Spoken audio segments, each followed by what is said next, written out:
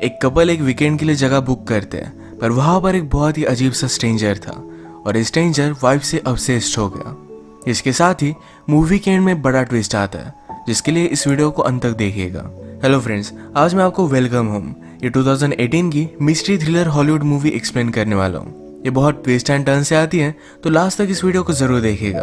अगर आपको वीडियो अच्छा लगता है तो प्लीज इसे लाइक और कमेंट जरूर कर दीजिए। बिना किसी देरी के एक्सप्लेनेशन स्टार्ट करते हैं। मूवी स्टार्ट होते ही हम कपल को देखते हैं। इसमें लड़की का नाम है ब्रायन और लड़की का नाम है कैसी।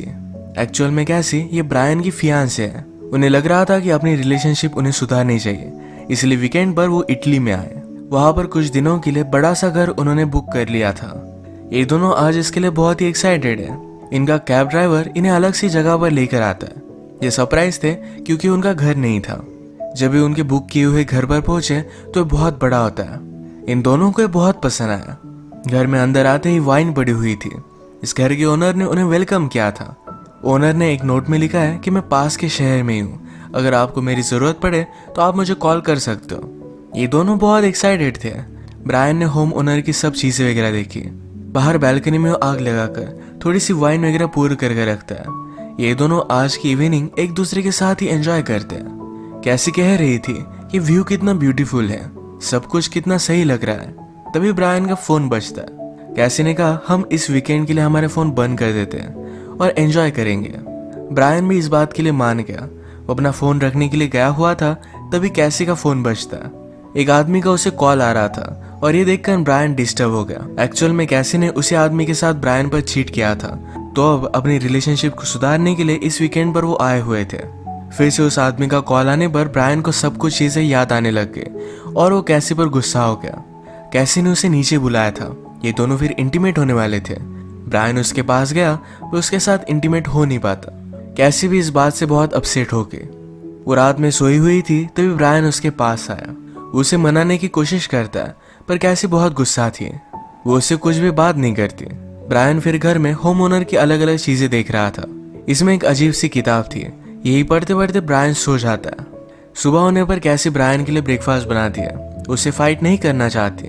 इसके बाद वो रनिंग के लिए गई। रनिंग करते करते उसे प्रीवियस बातें याद आने लग गई। उसने ब्रायन पर चीट किया था, उन्हें बड़ी फाइट हुई थी।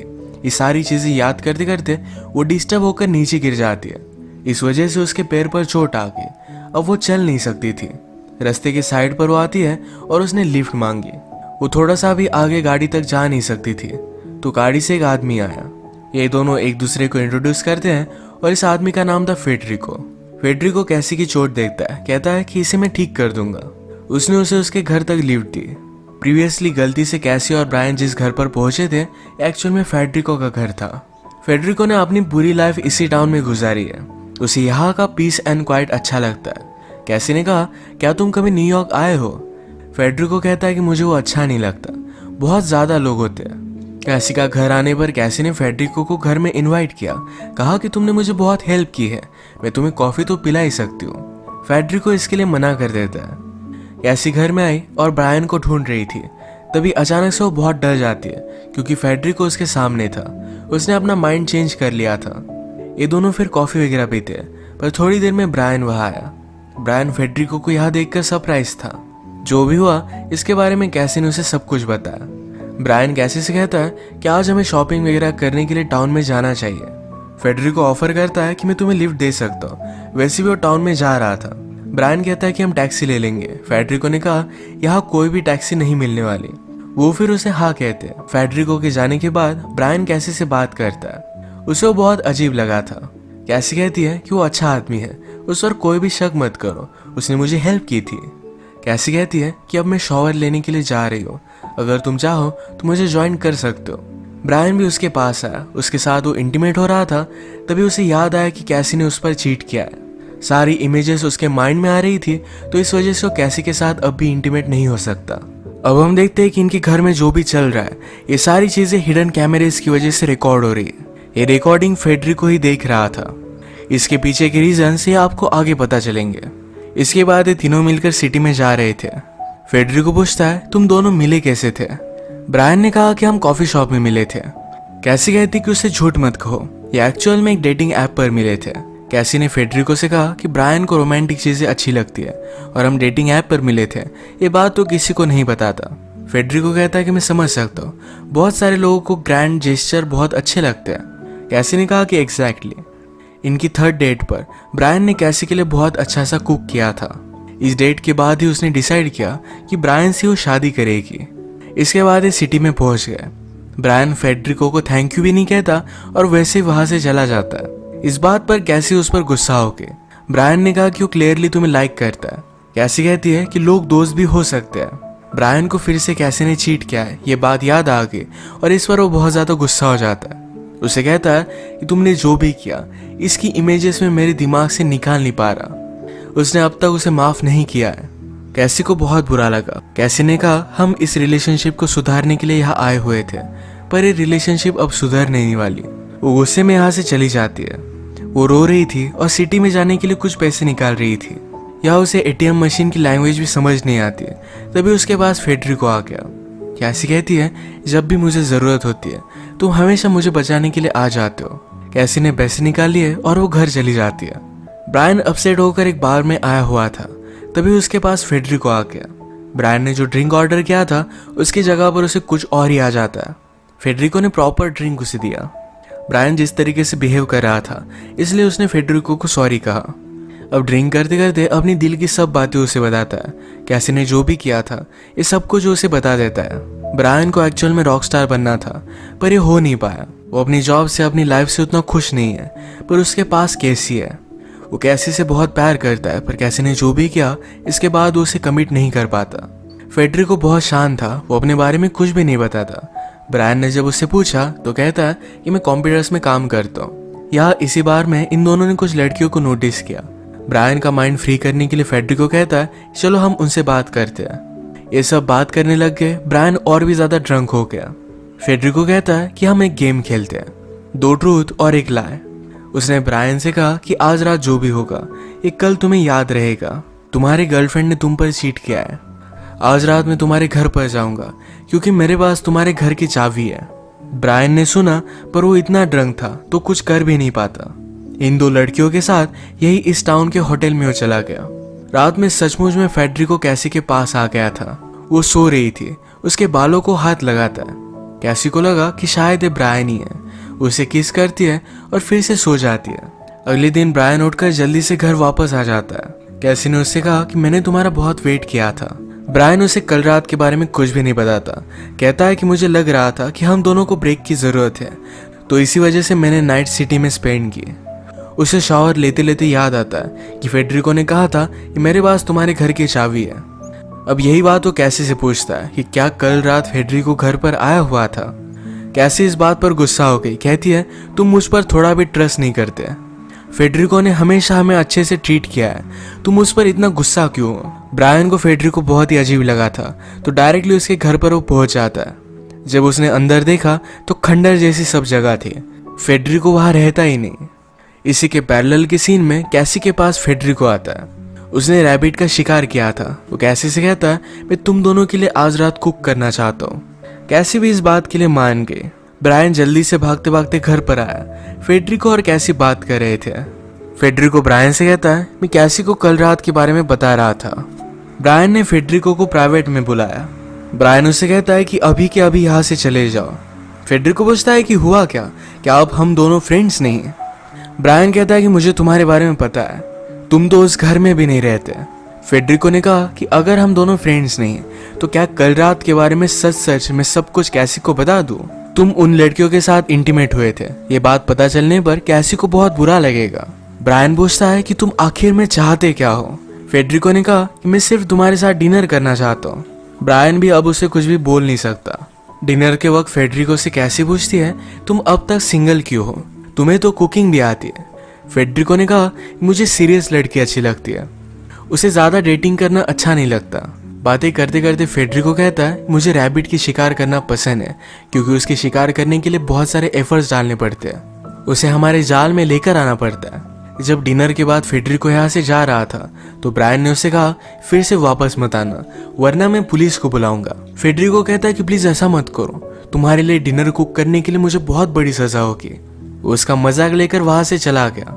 ब्रायन कैसी से कहता है कि वो बहुत ही डेंजरस है। कैसी को भी डिनर करते वक्त आज फेडरिको से बहुत ही अजीब सी वाइब्स आ रही थी, वो भी उससे डर रही थी। ब्रायन ने फिर इस घर के ओनर को कॉल लगा दिया। वो उससे कहता है कि एक नेबर है जो हमें बहुत ही तकलीफ दे रहा है। ओनर कहता है कि मैं कुछ ना कुछ तो करता हूँ। इनकी जो भी सब कन्वर्सेशन चल रही थी ये सारी फेडरिको ने सुन ली। कल रात के बारे में ब्रायन कैसी से कुछ भी छुपाना नहीं चाहता था। उसने सब कुछ उसे बता दिया, पर वो कहता है कि उन लड़कियों के साथ उसने कुछ भी नहीं किया। वो बहुत ही ज्यादा ड्रंक था। कैसी अपसेट हो गई। वो पूछती है, क्या तुम मुझसे रिवेंज लेना चाहते हो? ब्रायन कहता है कि ऐसा कुछ भी नहीं है, पर हमारे साथ जो हुआ ये मैं भुला नहीं पा रहा था। कैसी ने कहा कि मैं पूरी लाइफ तुम्हारे साथ ही बिताना चाहती हूँ। वो बहुत सॉरी थी। इन दोनों ने अब एक दूसरे को माफ कर दिया था। ये अब इंटीमेट होने वाले थे। ब्रायन म्यूजिक लगाता है और नीचे वाइन लेने के लिए गया। वाइन निकालते हुए बेसमेंट का डोर अचानक से बंद हो जाता है। ब्रायन उसे ओपन नहीं कर पाता। उसने आसपास सब चीजें देखी तो नोटिस करता है कि वाइन के पीछे एक हिडन डोर है। ये डोर ओपन कर वो सारी चीजें एक्सप्लोर कर रहा था। कैसी ने अपने बेडरूम में देखा कि वहां पर एक ब्लाइंड फोल्ड पड़ी हुई है। उसे लगता है कि ब्रायन ने ही रखा हुआ है तो इसे पहन लेती है। ब्रायन की जगह पर बेडरूम में फेडरिको पहुंच गया। ब्रायन को नीचे बंद करने वाला भी वही था। वो उसके साथ इंटीमेट होने लगता है और कैसी को लग रहा था कि ये ब्रायन है। थोड़ी देर में ब्रायन उस डोर से वे निकाल कर घर के अंदर पहुंच गया था। फेडरिको ने उसकी आवाज सुनी और वहां से वो भाग गया। कैसी भी वंडर करती कि अचानक से हुआ क्या। उसने ब्लाइंड फोल्ड वगैरह निकाला, तभी उसके मोबाइल पर नोटिफिकेशन आई। ये एक वीडियो थी जिसमें ब्रायन उन लड़कियों के साथ इंटीमेट हो रहा है। इसकी वीडियो रिकॉर्डिंग है। इसी के पैरेलल में ब्रायन जिस रूम में था वहां की टीवी पर अभी अभी फेडरिको कैसी के साथ इंटीमेट हो रहा था, इसका फुटेज चलने लग जाता है। ये दोनों अब एक दूसरे पर बहुत ज्यादा गुस्सा थे। ब्रायन को लगता है कि उस रात फेडरिको और कैसी इंटीमेट हो गए। कैसी भी गुस्सा होकर उसके पास आई। ब्रायन पूछता है कि टेप बनाना क्या तुम्हारा ही आइडिया था? क्या तुम मुझे और भी जेलस फील कराना चाहती थी? उस रात फेडरिको का मेरे पास आना, मुझे ड्रंक करना, क्या सब तुम्हारा प्लान था? कैसी अब और भी ज्यादा गुस्सा हो जाती है। कहती है, तुम उन लड़कियों के साथ इंटीमेट हुए थे। उसने ब्रायन को उसकी वीडियो टेप दिखाई। ब्रायन उसे समझाने की कोशिश कर रहा था, पर कैसी गुस्से में मोबाइल फेंक देती है। ये जाकर डायरेक्टली काश से लगा और काश के पीछे हिडन कैमरेज है। अब ये देखकर ये दोनों सरप्राइज थे। इन दोनों ने फिगर आउट कर लिया कि फेडरिको उन्हें मैनिपुलेट करने की कोशिश कर रहा है। ये पुलिस को कॉल करने की कोशिश करते हैं, पर एक रिमोट जगह है जहां पर कोई भी रिसेप्शन इन्हें नहीं मिलता। फोन की बैटरी भी अब खत्म हो चुकी थी। इन्होंने जो भी फिगर आउट किया है, ये सारी चीजें फेडरिको ने अपने स्क्रीन पर देखी। वो डायरेक्टली इनके घर पर आ जाता है। फेडरिको ने कहा, तुम्हें उन कैमरेज के बारे में पता नहीं चलना चाहिए था। ब्रायन उससे डर गया था। कहता है, हम इसके बारे में किसी को भी नहीं बताएंगे, हमें जाने दो। फेडरिको कहता है, जनरली मैं सिर्फ लोगों को देखता हूँ, कभी भी इन्वॉल्व नहीं होता, पर जब मैंने कैसी को देखा तो मुझे बहुत अच्छी लगी थी। मुझे पता नहीं था कि मैं उसके प्यार में पड़ जाऊंगा। फेडरिको के हाथ में चाकू था तो ब्रायन उस पर झपक पड़ता है। ये दोनों एक दूसरे को मारने की कोशिश कर रहे थे, तभी कैसी ने कील ली और डायरेक्टली फेडरिको के पेट में वो डाल देती है। उसकी यहाँ पर इंस्टेंटली डेथ हो गई। इन दोनों को समझ में नहीं आता कि अब क्या करना चाहिए। ब्रायन कहता है कि हम पुलिस को कॉल नहीं कर सकते, हम एक अलग कंट्री में हैं। अगर हम इन सब चीज़ों में फंस गए तो बहुत ही ट्रबल होगा। सब लोग इन्हें दोषी मानेंगे। ये इस बॉडी का क्या करे सोच रहे थे, तभी होम ओनर वहां पहुंच गया। वो कहता है कि मैं चेक करने के लिए आया, क्या सब कुछ ठीक है या नहीं। ब्रायन और कैसी ने डेड बॉडी छुपा दी थी। ब्रायन कहता है कि वो आदमी फिर से वापस नहीं आया, अब वो हमें तंग नहीं करेगा। होम ओनर कहता है कि फेडरिको पहले पास में ही रहा करता था, पर उसे कुछ फाइनेंशियल प्रॉब्लम आया। वो अभी भी उसी घर में रहता है। ये होम ओनर को पता नहीं था। सब कुछ ठीक है तो वो वहां से चला गया। डायरेक्टली वो फेडरिको के घर पर आता है। उसने सारे कैमरेज चेक किए। इसका मतलब है फेडरिको और होम ओनर ये दोनों मिलकर ये सब कर रहे थे। होम ओनर ने कैमरेज में देखा किस तरीके से कैसी ने फेडरिको को मार दिया है। वो बहुत ज्यादा गुस्सा हो जाता है। होम ओनर फिर से वापस आया। वो कैसी से कहता है, तुम लोगों ने जो भी किया इसके बारे में मुझे पता है, इस सब को तुम एडमिट कर लो। ब्रायन पीछे से होम ओनर को भी मारने के लिए आ रहा था, तभी उसने गन निकाल ली। ब्रायन कहता है कि वो हमें मारने वाला था, हम सिर्फ सेल्फ प्रोटेक्शन कर रहे थे।